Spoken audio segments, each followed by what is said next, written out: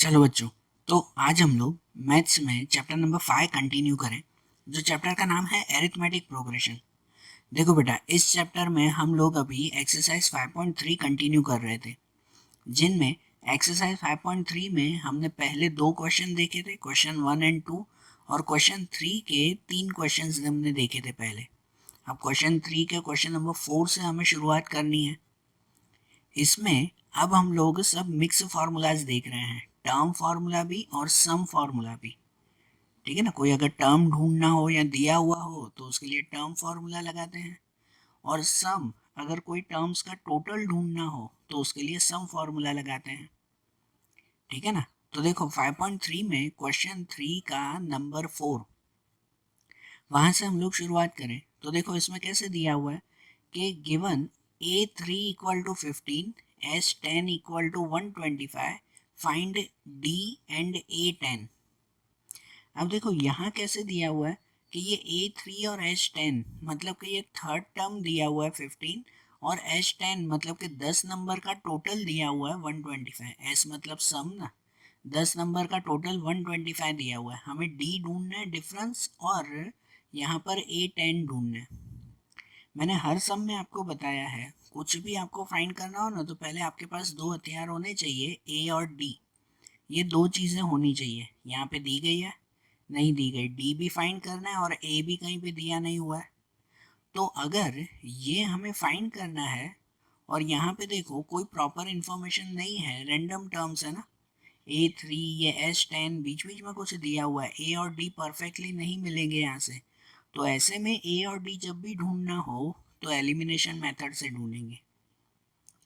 Exercise 5.2 में भी मैंने आपको ये बताया था कि जब भी ए और डी दोनों ही नहीं है हमारे पास और ऐसी रैंडम इंफॉर्मेशन दी गई है, बीच बीच में कोई नंबर्स दिए हुए हैं, तो ए और डी हम लोग एलिमिनेशन मेथड से फाइंड करेंगे। और वो कैसे फाइंड करेंगे? तो एलिमिनेशन मेथड के लिए दो इक्वेशन बनानी पड़ेगी ना। उसमें जो ये पहली इंफॉर्मेशन दी गई है उससे पहली इक्वेशन बनाओ, फिर ये जो दूसरी इंफॉर्मेशन दी गई है उससे दूसरी इक्वेशन बनाओ। ठीक है ना, ऐसा ही बनाएंगे ना। तो देखो जैसे पहले दिया हुआ है A3 equal to 15, A3 equal to 15, तो A3 की फार्मूला क्या आती है, A plus 2D equal to 15। इसे इक्वेशन 1 कह दें, बराबर ना, ये कह दिया जाएगा ना, इसे इक्वेशन 1, ये पहला मिल गया। अब दूसरी सिचुएशन लेते हैं कि S10 इक्वल टू 125। तो S10, तो Sn की फार्मूला क्या आती है, याद है मैंने यहाँ पे डायरेक्ट वैल्यू ही लिखी है। Sn की फार्मूला आती है ना, जैसे कल करवाया था हमने कि n/2, ये सिर्फ अब लिख रहा हूँ, अब से आगे सब में रेगुलर फार्मूला ही यूज करेंगे, मतलब डायरेक्ट वैल्यू ही लिखेंगे उसमें। कि Sn की जो फार्मूला आती है n/2 ब्रैकेट में 2a प्लस n-1d, बराबर। एन राइटिंग थोड़ी ऐसे हो गई, ध्यान देना, n/2 plus 2a plus n-1d, ऐसे आएगा ये। तो जिसमें यहाँ अगर S10 दिया हुआ है मतलब n की जगह पे हमें 10 लिखना है, और a और d वो दोनों तो फाइंड ही करना है हमें। तो इसमें लिखेंगे कि n/2 मतलब कि ये 10/2 ब्रैकेट में 2a तो वही लिखेंगे, फिर n-1 मतलब कि 10-1d, और यहाँ पे 125। तो यहाँ 10 डिवाइड 2 हो जाएगा 5, 5 ये 2a, और यहाँ 10-1 9, 9d हो जाएगा, 9 और पीछे ये d इक्वल टू 125। अब यहाँ पे ये जो 5 यहाँ पे है ना, उसको मल्टीप्लाई नहीं करेंगे, उसको यहाँ पे डिवाइड में ले जाएंगे। एक्चुअली मल्टीप्लाई करो तो भी चलेगा, जैसे 5 का दोनों ब्रैकेट से मल्टीप्लाई कर देते हैं तो वो करो तो भी चलेगा, नहीं तो फिर ये 5 को यहाँ डिवाइड में लेके आओ। तो क्या हो जाएगा कि 2a plus 9d equal to 125 divide by 5, बराबर। 125 को 5 से डिवाइड करेंगे मतलब कितना हो जाएगा, 2a plus 9d equal to 25। ये सेकेंड इक्वेशन हो गई हमारी, बन गई ना दो इक्वेशन। यहाँ तक इम्पोर्टेंट होता है कि a और d अगर हमारे पास नहीं है तो पहले दो इक्वेशन बनाओ, अब इसको एलिमिनेशन से सॉल्व करो। अगर ए और डी मिल गया एलिमिनेशन से तो फिर तो जो चाहिए वो ढूंढ सकते हैं ना हम लोग, जो भी चाहिए ए और डी से तो फाइंड कर ही सकते हैं। अब देखो कि ये जो पहली इक्वेशन है और ये जो दूसरी इक्वेशन है, इन दोनों में अगर हमें एलिमिनेशन करना है तो एलिमिनेशन के लिए कोई एक इक्वल तो होना चाहिए ना। या तो ये ए दोनों में इक्वल होना चाहिए, यहाँ पे है इक्वल, ये ए दिया हुआ है, ये 2a दिया हुआ है, दोनों अलग अलग हैं। या तो ये डी डी इक्वल होना चाहिए, इसमें 2d दिया हुआ है, इसमें 9d दिया हुआ है, दोनों इक्वल नहीं बैठ रहे हैं, तो पहले इक्वल करना पड़ेगा ना। थर्ड चैप्टर में ऐसे ही करते थे ना हम लोग कि पहले इक्वल बने।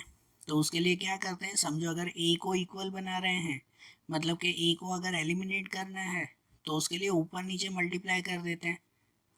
यहाँ पे ए पे आगे कुछ नहीं तो 1 है, तो इस 1 को 2 से मल्टीप्लाई और इस 2 को 1 से मल्टीप्लाई, बराबर। और अगर इसको 2 से मल्टीप्लाई करोगे मतलब पूरी इक्वेशन को 2 से मल्टीप्लाई, और इसको अगर 1 से मल्टीप्लाई करोगे तो पूरी इक्वेशन को 1 से मल्टीप्लाई, ऐसे आ जाएगा ना इसमें। तो देखो यहाँ पे लिखेंगे कि by elimination method to eliminate A, अगर ए को एलिमिनेट करना है तो उसे इक्वल बनाना पड़ेगा। So equation 1 multiplied by 2 and equation 2 multiplied by 1, कि जो इक्वेशन 1 है उसको 2 से मल्टीप्लाई करेंगे और जो इक्वेशन 2 है उसे 1 से मल्टीप्लाई करेंगे, बराबर। तो देखो इनको मल्टीप्लाई करके यहाँ पे आगे एलिमिनेशन करें, तो देखो अब ये जो मल्टीप्लाई करके लिखें, तो पहली इक्वेशन को 2 से मल्टीप्लाई करना था ना, ये हो गया 2a plus 4d equal to 30। दूसरी इक्वेशन को 1 से मल्टीप्लाई करना था, वो वही रहेगा 2a plus 9d equal to 25। Sign change कर देंगे सब में, तो यहाँ पे ये 2 और 2 ये दोनों कट हो जाएंगे, है ना। 2 और -2 साइन सबकी बदल जाएगी ना। यहाँ पे 4 माइनस 9 तो -5d हो जाएगा, और 30 माइनस 25 तो 5 रहेगा यहाँ पे, बराबर। और फिर ये जो d हमें फाइंड करना है तो -5 डिवाइड में, मतलब कि d इक्वल टू ये 5 डिवाइड में ये -5, तो 5 डिवाइड 5 1 ना, और साइन माइनस में है तो -1, d इक्वल टू -1, ये d की वैल्यू मिल गई।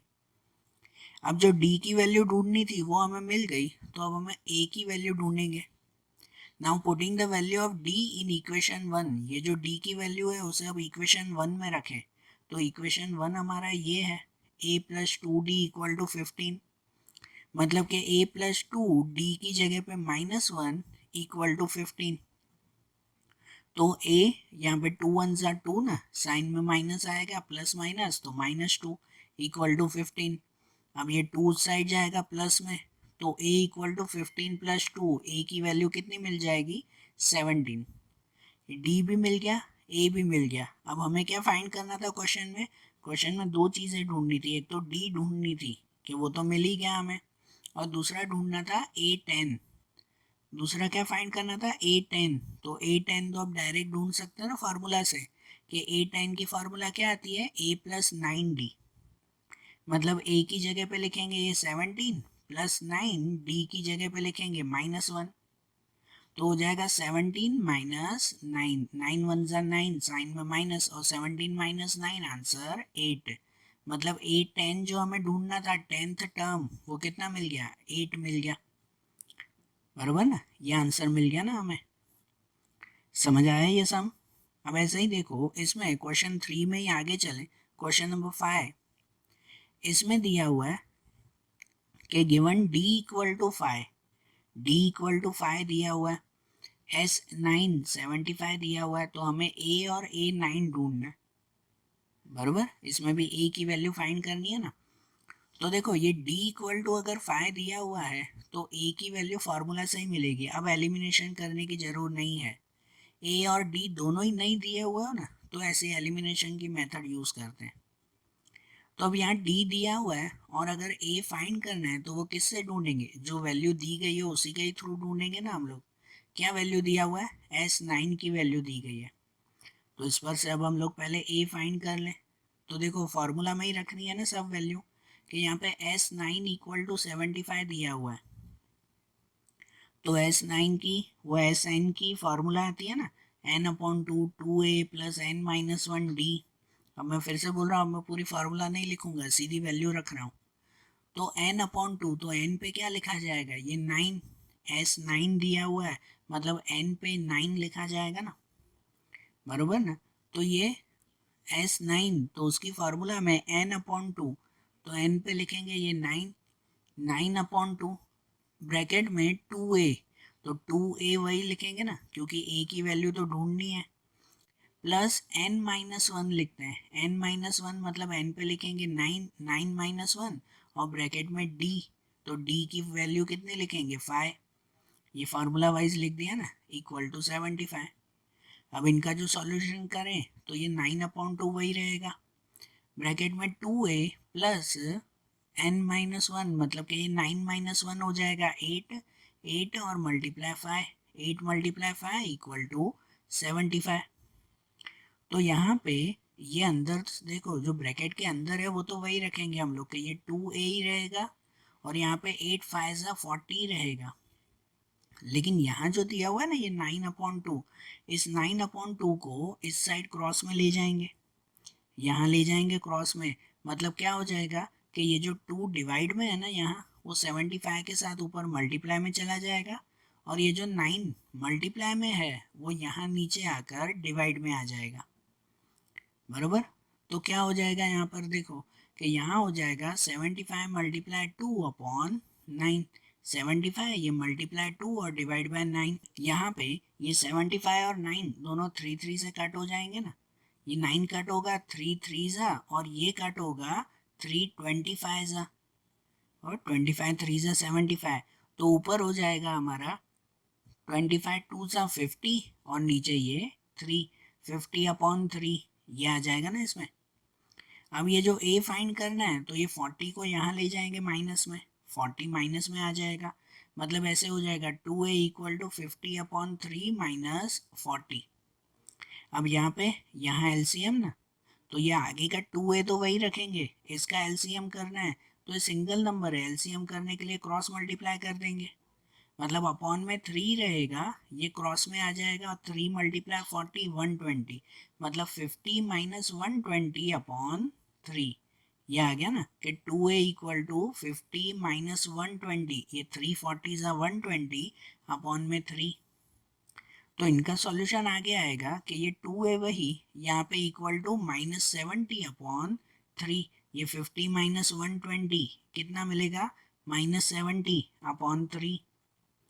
अब जो ये a फाइंड करना है तो ये 2 डिवाइड में आ जाएगा ना, मतलब कि a equal to -70/3 multiply 2 divide में 3 के साथ 3 मल्टीप्लाई 2, तो a इक्वल टू यहाँ ऊपर -70 और अपॉन में 6, 3 2 जा 6, ये दोनों 2 2 से कट हो जाएंगे, इसको 2 से कट करो 70 को तो वो मिलेगा 35 और इसको 2 से कट करो तो ये मिलेगा 3, मतलब क्या मिला यहाँ पे -35/3, ये a की वैल्यू मिल गई, जो हमें a फाइंड करना था ना वो a की वैल्यू ये मिली -35/3, बराबर। और ये जो a मिला, अब उसके बाद हमें क्या ढूंढना है क्वेश्चन में, a9 फाइंड करना है, तो अब हम लोग a9 की वैल्यू ढूंढे कि a9 की फॉर्मूला आती है a प्लस 8d, क्या आता है a प्लस 8d, मतलब a9 इक्वल टू a की जगह पे ये लिखेंगे -35/3 प्लस 8 और d की जगह पे लिखेंगे ये 5, d की वैल्यू तो वो 5 दी हुई है, मतलब a9 इक्वल टू -35/3 प्लस 40, 8 5 40।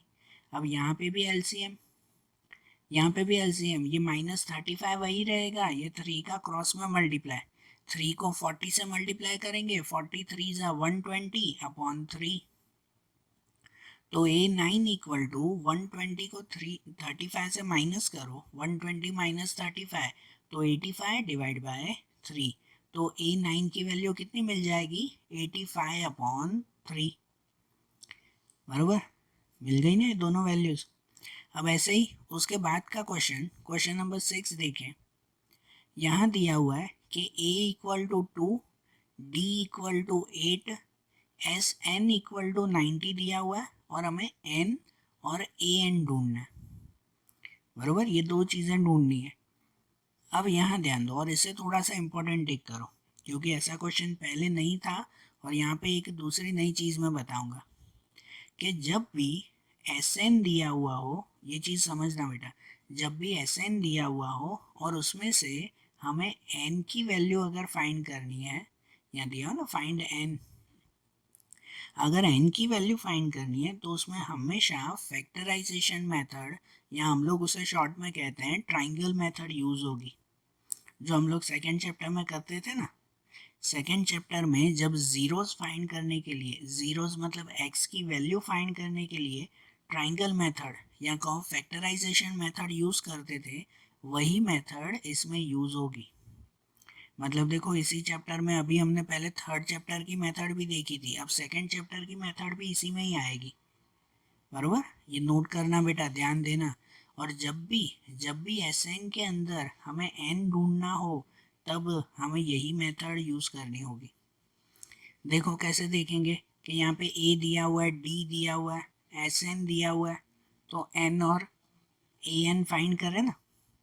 तो यहाँ पे एस एन इक्वल टू 90 दिया हुआ है, तो जो एस एन की फार्मूला आती है यहाँ पे मैं लिख रहा हूँ, चलो एस एन की जो फार्मूला आती है कि एन अपॉन टू ब्रैकेट में 2a plus N minus 1d equal to 90। तो यहाँ पे सबकी वैल्यू लिखे ना कि एन अपॉन टू, तो वो तो वही रहेगा, एन तो फाइंड करना है ना। ब्रैकेट में 2a की जगह पे क्या लिखेंगे, 2 ही लिखेंगे, 2a प्लस एन माइनस 1, और d की जगह पे लिखेंगे ये 8 इक्वल टू 90।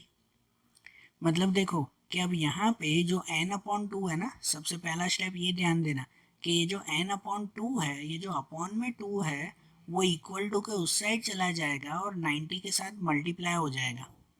ये डिवाइड में है ना, तो ऊपर मल्टीप्लाई में, मतलब यहाँ पे 90 मल्टीप्लाई 2 हो जाएगा, समझ रहे हो, ये 2 यहाँ मल्टीप्लाई में, तो यहाँ बचेगा सिर्फ n।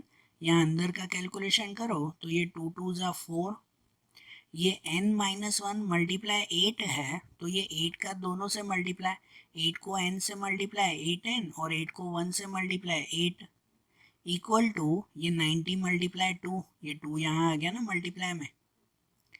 तो अब इनका कैलकुलेशन पहले कि ये n वैसे ही रहेगा, अंदर ये 8n भी वही रहेगा, और ये 4 माइनस 8, तो 4 minus 8 minus 4 equal to 90 multiply 2 180। ये हो गया ना, मतलब n ब्रैकेट में 8n माइनस 4 इक्वल टू 180। अब इसके अंदर, इनके अंदर जो है वो यहाँ पे ये n जो बाहर दिया हुआ है वो दोनों से के साथ मल्टीप्लाई होगा, अंदर दोनों के साथ मल्टीप्लाई, मतलब कि n को 8n से मल्टीप्लाई करो तो हो जाएगा 8n स्क्वायर, n और n स्क्वायर ना।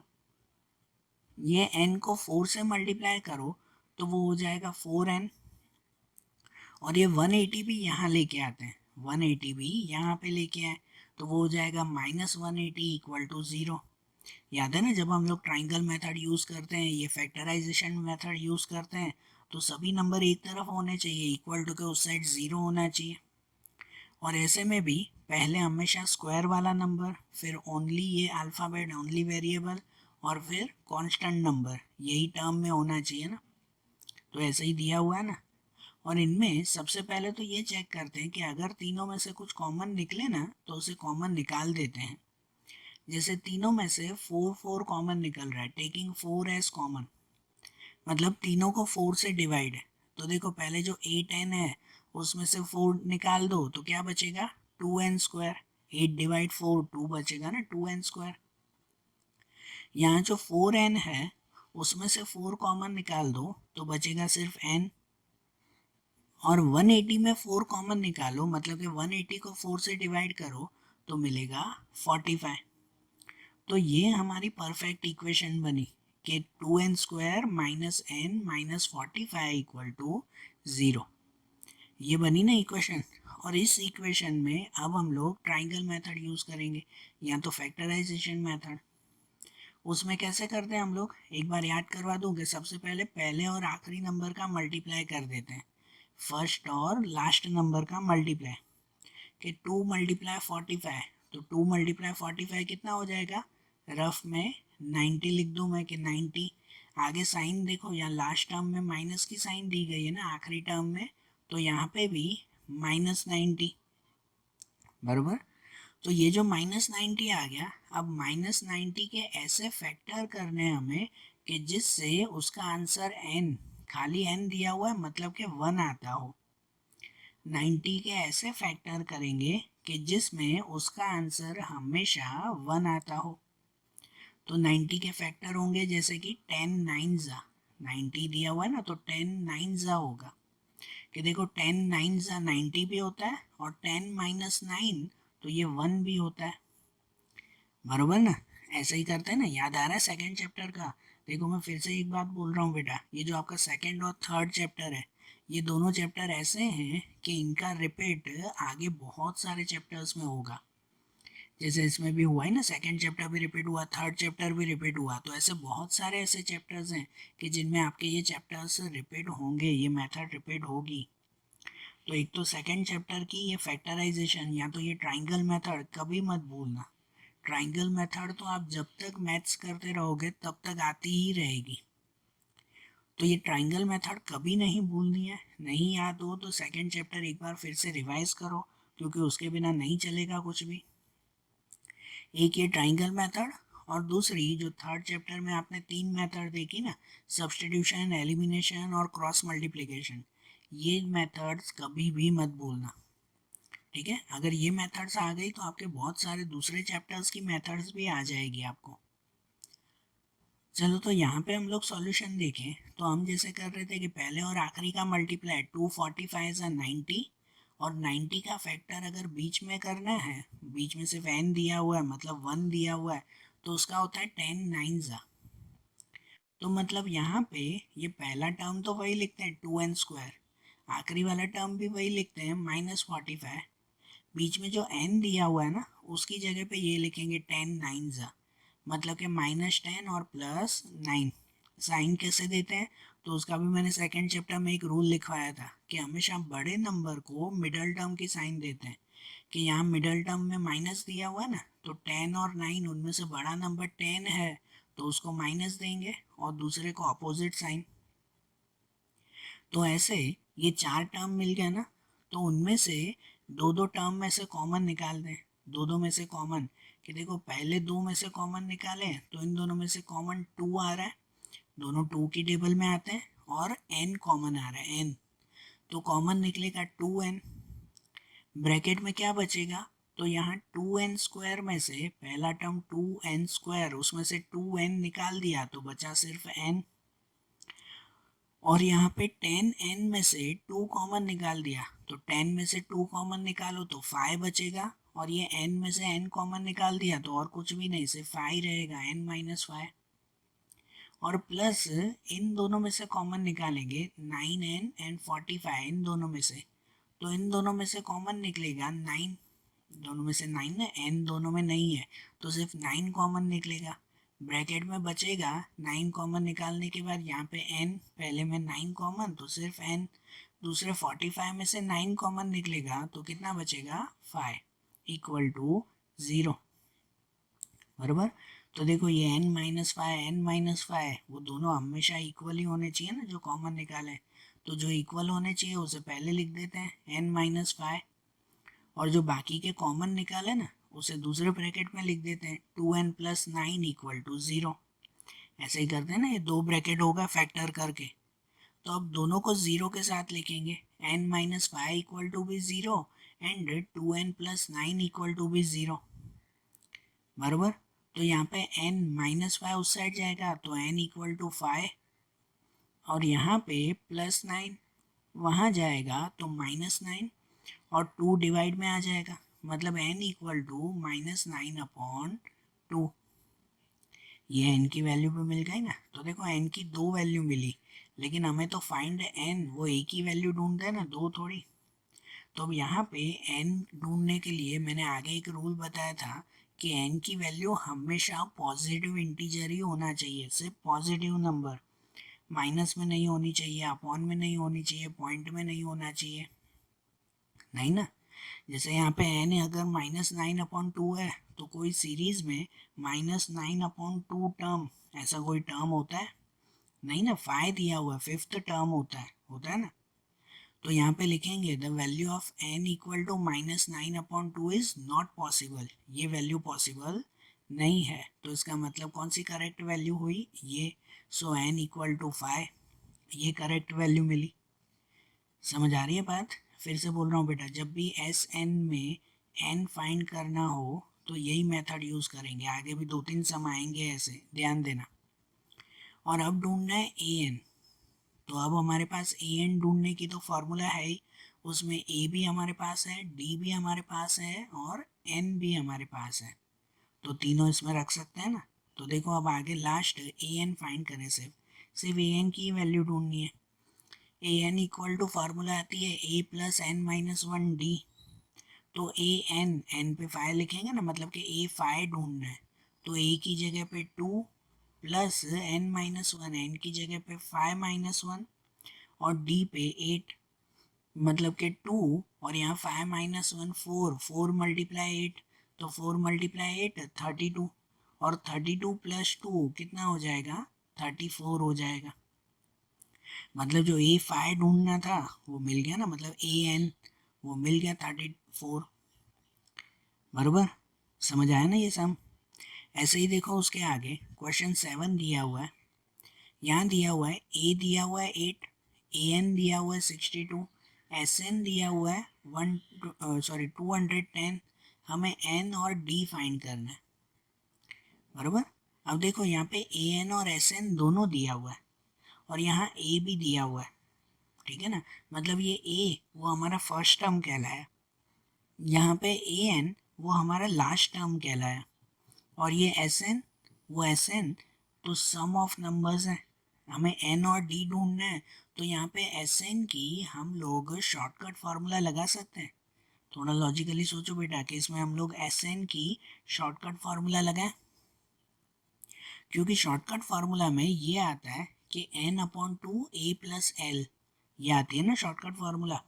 शॉर्ट फार्मूला क्योंकि यहाँ पे ए फर्स्ट टर्म भी दिया हुआ है और ए एन लास्ट टर्म भी दिया हुआ है, और उसमें एन, तो एन हमें ढूंढना है, तो वो ढूंढ सकते हैं हम लोग डायरेक्टली।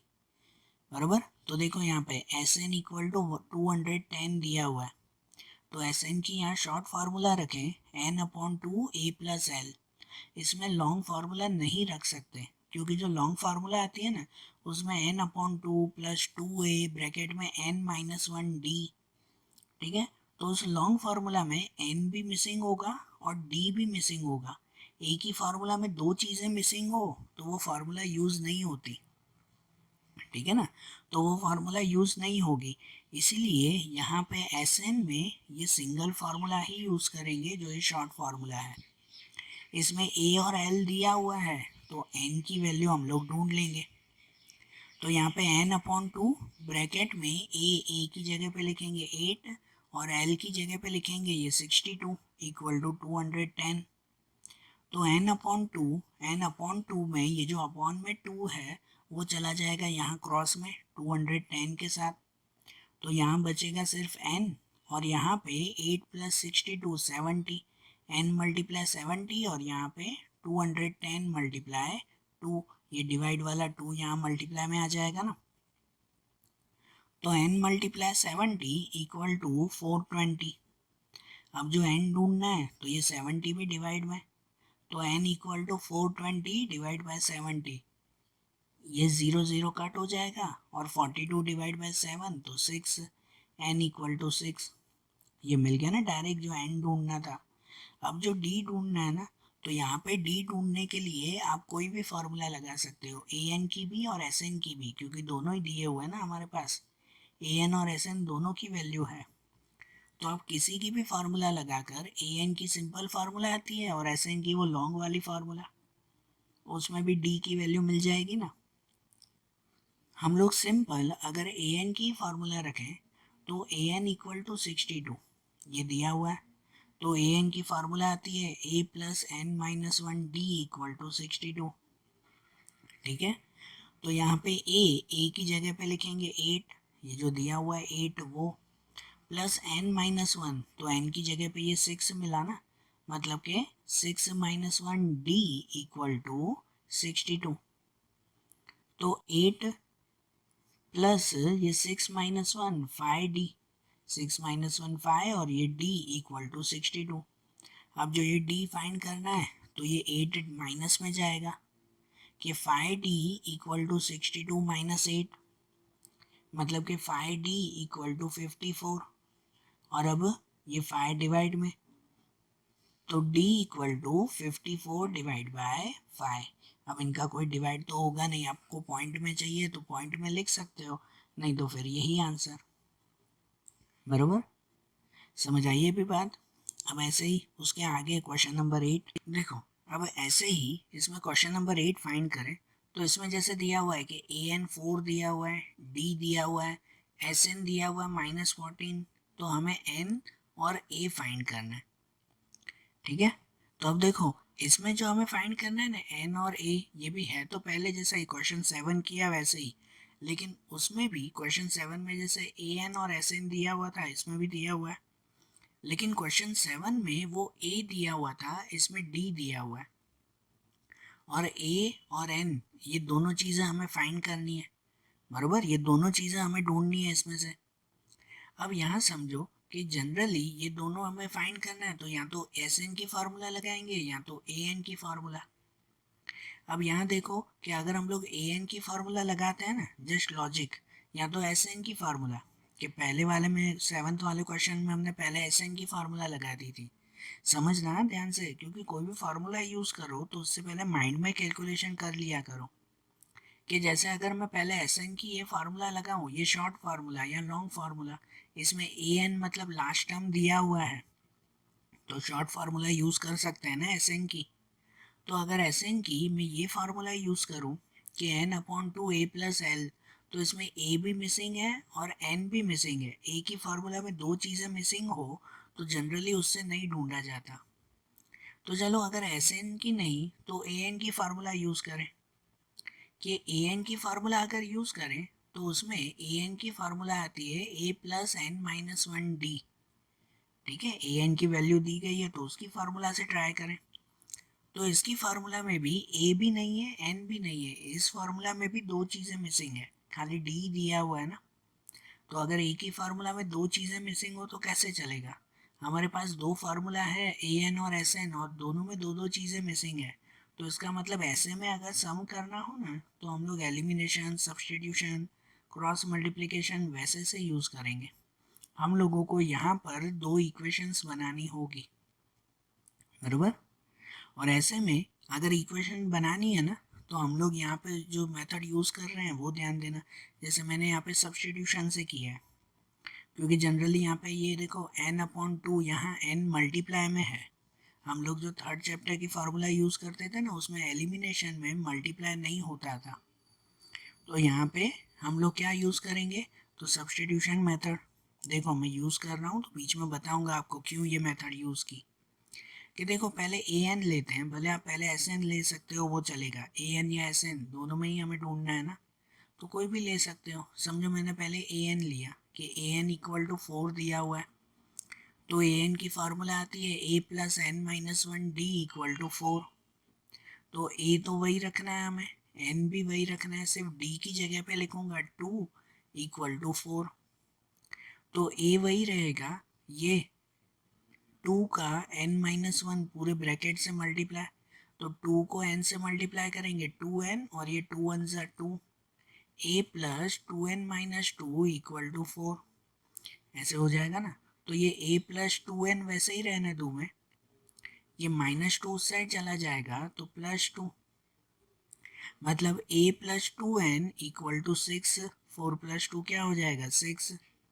और अब अगर A की वैल्यू हम लोग सब्स्टिट्यूट करनी है मतलब कि दूसरे में अगर हमें रखनी है, तो यहाँ A की वैल्यू सपोज कर सकते हैं ना कि 2N को माइनस में ले जाएं, मतलब A=6 - 2N।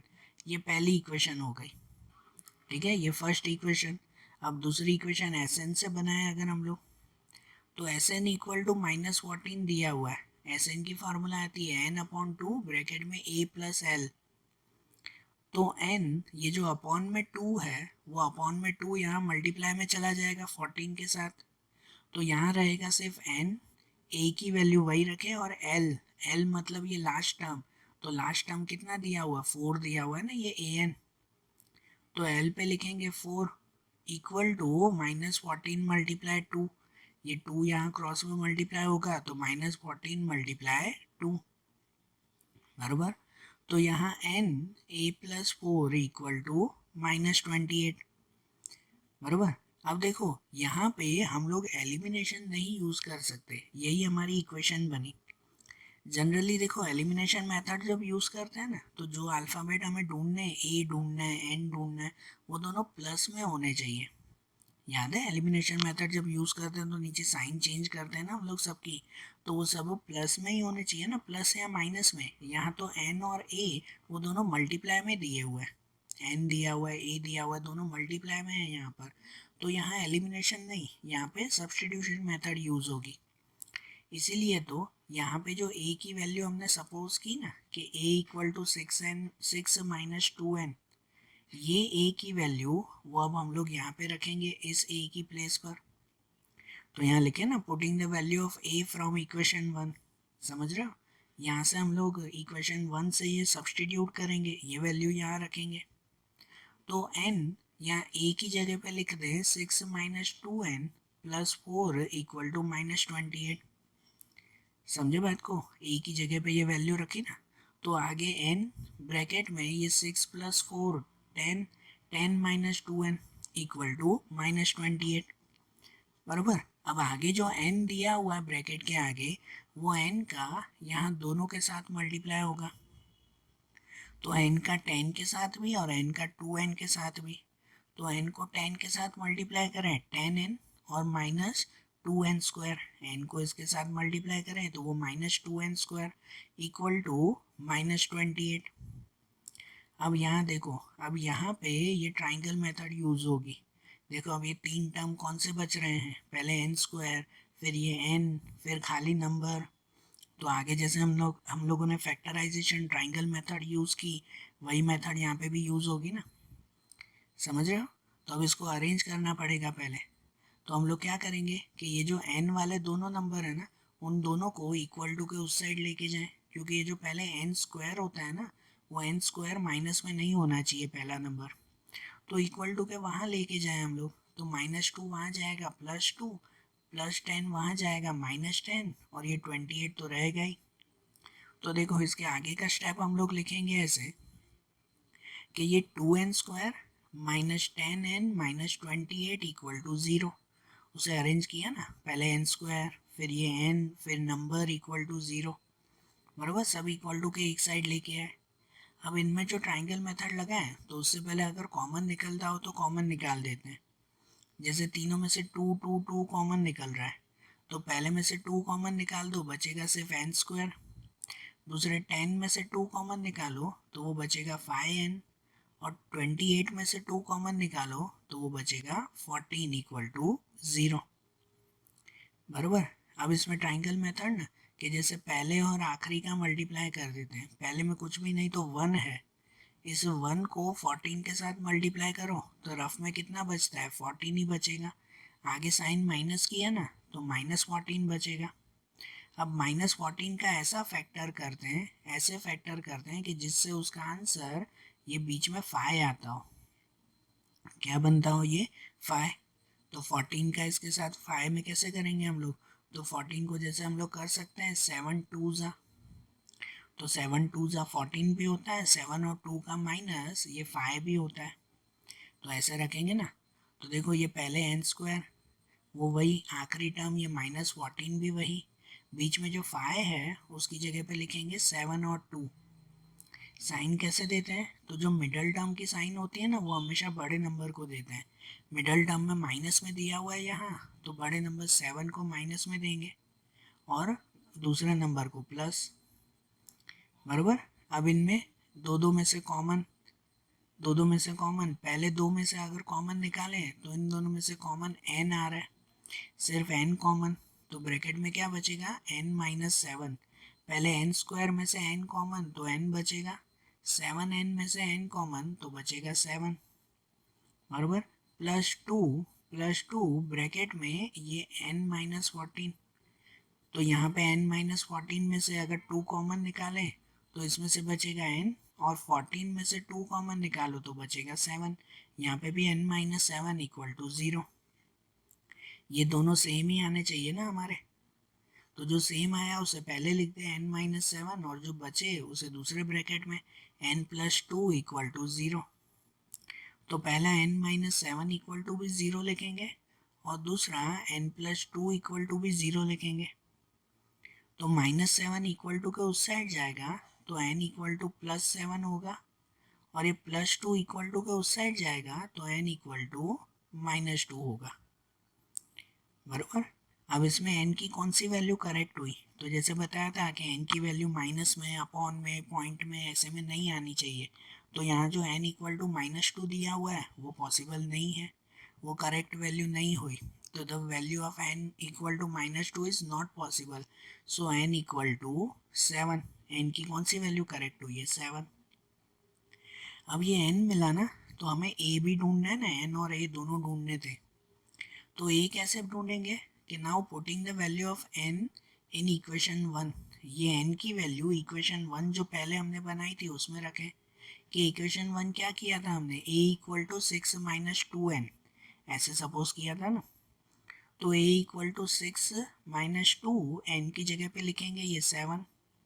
तो a इक्वल टू 6 - 14, 2 7 ज़ा 14।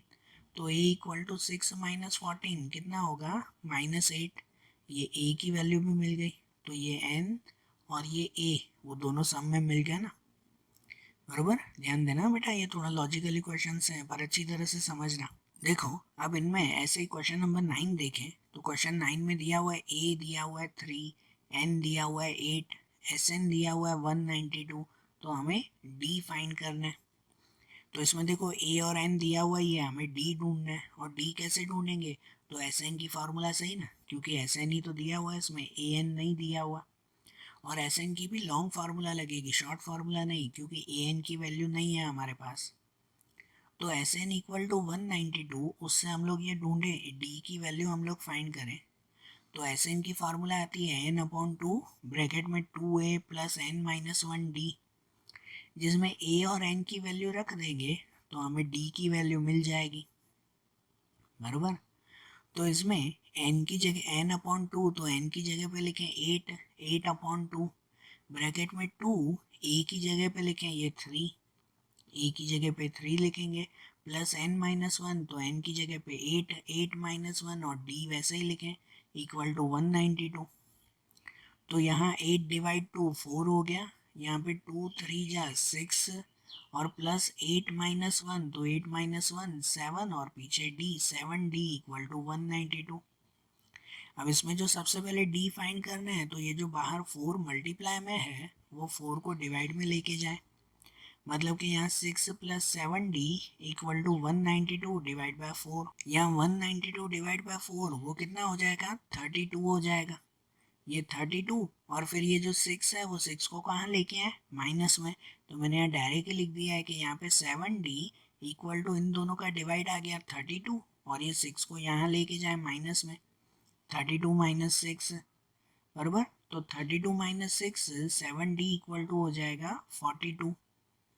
ये 42 आ गया। तो अब ये 7 डिवाइड में, तो d equal to 42 divide by 7, d equal to कितना मिल जाएगा? 6 मिल जाएगा। ये d की वैल्यू मिल गई ना 6। बराबर। और अब ऐसे ही इसमें क्वेश्चन नंबर 10 देखें तो क्वेश्चन 10 में ऐसा दिया हुआ है कि l इक्वल टू 28, l की वैल्यू दी गई है 28, Sn दिया हुआ है 144। बराबर। Sn की value 144 and there are total 9 terms. Total 9 terms मतलब कि ये n इक्वल टू 9 दिया हुआ है, तो हमें a ढूंढना है। बराबर ना, टोटल 9 टर्म्स, तो ये n की वैल्यू हो गई। तो अब a जो फाइंड करना है तो वो किससे ढूंढेंगे? Sn की फार्मूला सही ना, और Sn की शॉर्ट वाली फार्मूला यूज़ करेंगे क्योंकि l भी दिया हुआ है।